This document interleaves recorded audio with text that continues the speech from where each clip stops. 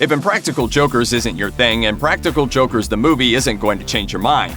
If you dig the show's ridiculous sense of humor, though, you'll like the movie too. No, it's not perfect, but then again, what is? Unsurprisingly, the best thing about Impractical Jokers the movie is also the best thing about Impractical Jokers the television show. It has a setup that works. The movie's heart is the hidden camera pranks, just like the series. Typically, these all use the same format. Members of the cast are put into fairly mundane situations. For example, they need to flag down help when their car breaks down on the highway, while their comrades watch from afar. The Joker or Jokers in the hot seats are wearing earpieces and have to do whatever the others tell them. If you've seen the show, you know exactly what to expect. Joe, just open mouth sneeze on the wall. If a Joker refuses to follow directions or can't accomplish his goal, he gets a thumbs down. Whoever has the most thumbs down at the end loses. The movie works the same way, it's just longer. Sal, Q, Joe, and Murr are all extremely talented improvisers, and easily come up with new ways to torture their friends and spin their team members' outrageous demands into comedy gold. So what if you've seen it before? Like they say, if it's not broken, don't fix it. That's good, that's solid. That's a for sure ski. At this point, there are over 200 episodes of the show, plus more than 30 TV specials. That's a lot of Impractical Jokers, and while the movie doesn't reference it all, it does the best it can. One gag plays on Sal's well-established fear of cats. Another recalls a bit from all the way back in Season 2 when Q had to teach his parents sex ed. If you've seen every episode of Impractical Jokers, these callbacks should delight you. Oh God, that looks like it was... it's meowing. On the other hand, if you're new to the show, your mileage will probably vary. The movie catches newbies up on what they need to know, but a few punchlines don't really land unless you've been following the gang the whole time. Impractical Jokers is a funny show, but it's a modest one. A lot of the action takes place in shopping malls and city parks. The challenges are simple, and on average, the punishments are pretty low-key. 3, 2, 1.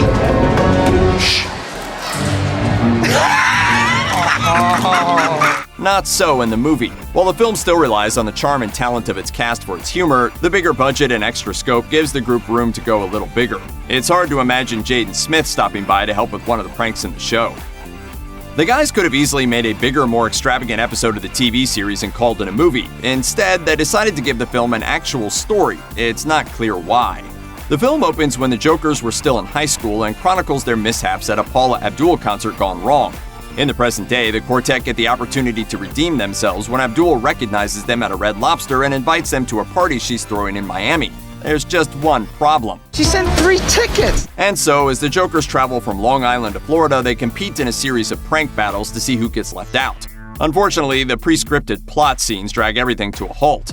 Joe, Q, Sal, and Murr are funny guys, but they're not great actors and none of the jokes really hit. There's a reason their sketch comedy spin-off didn't even finish its 6-episode run after all. Impractical Jokers doesn't need to explain why these guys are playing pranks, it's just what they do. Even worse, the story doesn't really lead to anything either. It's mostly there to fill time and it feels completely unnecessary. What advice would you give filmmakers starting out in order to help them to avoid the pitfalls that you clearly fell into? Impractical Jokers is uncomfortable, but it's never cruel. While Jackass is about inflicting pain and Borat goes out of its way to make its targets look like idiots, Impractical Jokers' only real victims are the Jokers themselves. Regular civilians might suffer minor inconveniences, but the final joke is always on Joe, Sal, Murr, and Q. In the movie, the Jokers often decide it's better to lose a challenge than put unsuspecting civilians in awkward situations. Instead of robbing Impractical Jokers of its edge, the compassionate approach actually makes the movie funnier. Impractical Jokers isn't just a prank show, it's a competition. While the ultimate goal might be to make the audience laugh, each member of the cast spends every episode doing his best to win the challenge at hand.